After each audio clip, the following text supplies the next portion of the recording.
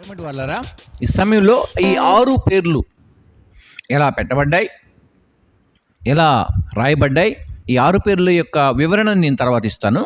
ముందుగా క్రీస్తు విరోధికి పెట్టబడినటువంటి 6 పేర్లు బైబిల్ గ్రంథంలో నుంచి వివరిస్తూ మీకు మంచిగా ఇమేజ్ రూపంలో ఇవి నేను అందిస్తున్నాను. చక్కగా రీడ్ చేసుకోండి, చదువుకోండి, బాగుంటుంది. ఓకేనా? ఫస్ట్ క్రీస్తు విరోధి యొక్క మొట్టమొదటి పేరు మనము చదువుతున్నాను. ముందుకు తీసుకువెళ్దాం. చిన్న కొమ్ము. అర్థమవుతుందా? చాలా జాగ్రత్తగా వినాలి. ఏం పేరట? చిన్న కొమ్ము.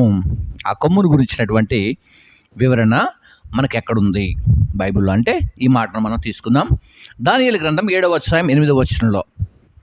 దానియేలు గ్రంథం 7వ అధ్యాయం 8వ వచనంలో మీకు ఇక్కడ ఇప్పుడు స్క్రీన్లో చక్కగా ఇమేజ్ పడుద్ది, చూడండి, చదువుకోండి. నేను చదువుతున్నాను. ఓకే. నేను ఈ కొమ్మును కనిపెట్టగా ఒక చిన్న కొమ్ము వాటి మధ్యన లేచెను. దానికి స్థలమిచ్చుటకై ఆ కొమ్ములలో 3 పెరికి వేయబడినని, ఈ కొమ్మునకు మానవుల కనులు వంటి కనులను గర్వముగా మాట్లాడు నోరును ఉండెను. అర్థమైందా? ఫస్ట్ నేమ్ చిన్న కొమ్ము. ఓకేనా? నేను వీటి వివరణ ఇప్పుడు ఇవ్వలేను, ఎందుకంటే 6 ఉన్నాయి కాబట్టి. ఓకే, చిన్న కొమ్ము. సో దీని వివరణ నేను నెక్స్ట్ వీడియోలో మీకు ఇస్తాను. Right friends. Okay, right. ఇప్పుడు రెండవ పేరును నేను ప్రకటిస్తున్నాను. ముందుగా ఉన్నటువంటి పేరు చిన్న కొమ్ము. రెండవది దానియేలు గ్రంథం 11వ అధ్యాయం 36వ వచనంలో ఆ క్రీస్తు విరోధికి పెట్టబడినటువంటి రెండవ పేరు ఇష్టానుసారముగా ప్రవర్తించు రాజు. ఇప్పుడు మీకు ఇక్కడ ఇమేజ్ వేయబడుతుంది, చక్కగా చూసి చదువుకోండి. ఓకే ఫ్రెండ్స్, నేను రెఫరెన్స్ చదువుతున్నాను, వినండి. ఆ రాజు ఇష్టానుసారముగా జరిగించి తన్ను తానే హెచ్చించుకొనుచు అతిశయపడుచు ప్రతి దేవత మీదను దేవాది దేవుని మీదను గర్వముగా మాట్లాడును. ఉగ్రత సమాప్తియగు వరకు వృద్ధి పొందును. అంతటా నిర్ణయించినది జరుగును. ఓకేనా? సో దీని గురించి వివరణ కూడా నేను నెక్స్ట్ వీడియోలో, ఈ 6 కూడా మీకు నెక్స్ట్ వీడియోలో point 1, point 2, point 3, point 4, point 5, point 6 ఈ 6 వీడియోలు కూడా నేను చేస్తాను. మీరు చక్కగా నేర్చుకోవాలి బైబిల్ గురించి. ఓకేనా ఫ్రెండ్స్? చూద్దాం. ఇది ఇష్టానుసారంగా ప్రవర్తించే రాజు, సెకండ్ నేమ్. ఇక థర్డ్ నేమ్, మూడవ పేరు. మనము 3వ పేరును కూడా జ్ఞాపకం చేస్తున్నాను. 3వ పేరు వచ్చేసి ఏంటంటే నాశనమునకు పాత్రుడు. రెఫరెన్స్ వచ్చేసి 2వ దశలోనికి రాసిన పత్రిక 2వ అధ్యాయము 3వ వచనం. 2వ దశలోనికైలు 2వ అధ్యాయము 3వ వచనము. ఇక్కడ ఈ విషయాన్ని నేను చదువుతున్నాను. ఏమంటున్నాడు అంటే నాశనమునకు పాత్రుడు. గమనించండి. మొదట భ్రష్టత్వము సంభవించి నాశన పాత్రుడగు.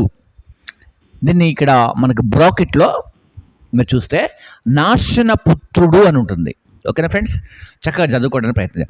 మొదట భ్రష్టత్వమును సంభవించి నాశన పాత్రుడగు, నాశన పుత్రుడు అని అక్కడ రాయబడింది. రెండవ పేరు ఏంటట? 3వది నాశన పాత్రుడు. సో నెంబర్ 3 ఇప్పుడు మీకు ఇమేజ్ చేస్తున్నాను, ఇక్కడ రెఫరెన్స్ ఉంటుంది, చదువుకోండి, బాగుంటుంది. సరే, నెంబర్ 4, నాలుగవది ఏంటంటే పాప పురుషుడు. నెంబర్ 4 క్రీస్తు విరోధి యొక్క 4వ పేరు పాప పురుషుడు.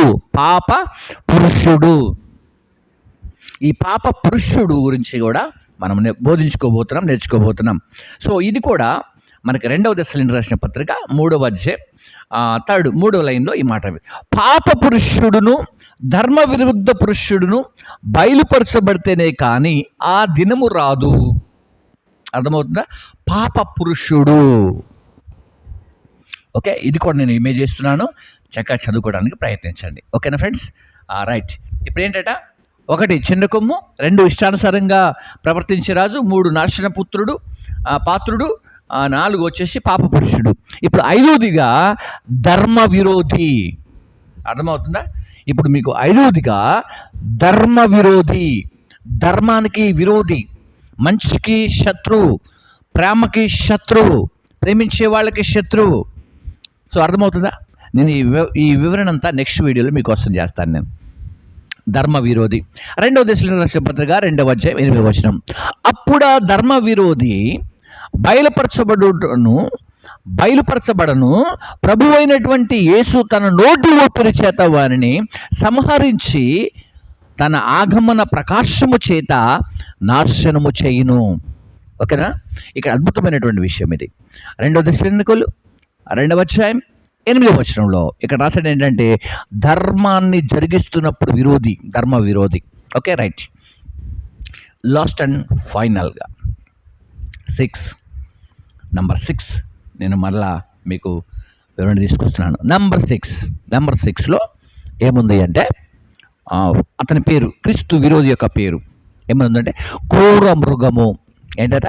క్రూర మృగము. చూద్దాం ఒకసారి ఏమని రాస్తున్నాడు తెలుసా? ప్రకటన 11 వచనం 7, రెవల్యూషన్ చాప్టర్ 11 వర్స్ 7లో ఏమని రాశాడంటే వారు సాక్ష్యము చెప్పుట ముగించగానే అగాధములో నుండి వచ్చు క్రూర మృగము వారితో యుద్ధము చేసి జయించి వారిని చంపును. అర్థమైందా? 11:7లో ఈ మాట క్రూర మృగము. సో ఈ సంగతులన్నీ ఎప్పుడు జరుగుతాయి? ఈ సంగతులన్నీ ఎప్పుడు జరిగిస్తాడు దేవుడు? అసలు దీనికి కారణం ఏంటి? ఈ 6 రకాలుగా పేర్లు ఎందుకు పెట్టాడు? ఈ 6 పేర్లలో ఉన్న సత్యాలు ఏంటి అని మనం point 1, point 2, point 3, point 4, point 5, point 6 ఈ రూపంగా ప్రతి వీడియోని నేను చేస్తున్నాను మీ అందరి కోసం. సో మీరు ఏ వీడియో కూడా మిస్ కావద్దు. ఒక్క వీడియో మిస్ అయినా లెసన్ మిస్ అవుతారు. బట్ దేవుని యొక్క కార్యం మన మధ్యలో జరుగునట్లు మీరందరూ కూడా సహకరించండి. ఓకేనా? ఈ 6 విషయాలు అంటే 5 విషయాలు అవి ఉన్నాయి. ఇప్పుడు 6ది కొత్తది పాయింట్ చేస్తున్నాను కదా. ఇక్కడ 6 పేర్లు, 6 పాయింట్స్ మనందరం కూడా నేర్చుకోవడానికి మనం ప్రయత్నం చేద్దాం. ఓకేనా ఫ్రెండ్స్? God bless you. వీటి యొక్క వివరణ నేను నెక్స్ట్ డే నుంచి మీకు మంచి రూపంగా అర్థమయ్యే విధిగా ఆ పేరుకున్న అర్థము, ఆ పేరు ఎందుకు పెట్టబడింది, అది ఏ సమయంలో పెట్టబడింది, అసలు అది ఈ కాలంలోనా, రాబోతున్న కాలంలోనా, వచ్చే కాలంలోనా, క్రీస్తు వచ్చిన తర్వాత, క్రీస్తు వచ్చి వెళ్ళిపోయిన తర్వాత, 1000 ఏళ్ల పరిపాలన, 7 ఏళ్ల పరిపాలన, ఏ పరిపాలనలో ఈ పేర్లు పెట్టబడ్డాయి. సో ఇవన్నీ కూడా రహస్యంగా ఉన్నాయి కదా. కాబట్టి ఈ రహస్యాలన్నీ కూడా మీ అందరి కోసం నేను వీడియో రూపంలో తీసుకురాబోతున్నాను. ఒకవేళ ఈ వీడియోస్ కావాలి, నాకు కావాలని ఎవరన్నా ఒకవేళ మీరు అనుకుంటే, ప్రత్యేకంగా నాకు కావాలనుకుంటే సబ్స్క్రైబ్ చేసుకోండి. మీకు వెంటనే వీడియో పెట్టిన వెంటనే మీ యొక్క యూట్యూబ్ ఛానల్కి వచ్చేస్తుంది. కాదు నాకు వాట్సాప్ నెంబర్ కూడా ఉంది, నాకు దానికి కావాలి లింక్ అనుకున్నారా? సో అది పెట్టండి, నేను మీకు దాన్ని కూడా పంపిస్తాను. God bless you. అందరికీ వందనాలు, శుభాలు. ఈ సమయంలో మీ ప్రభు మిమ్మల్ని దీవించును గాక.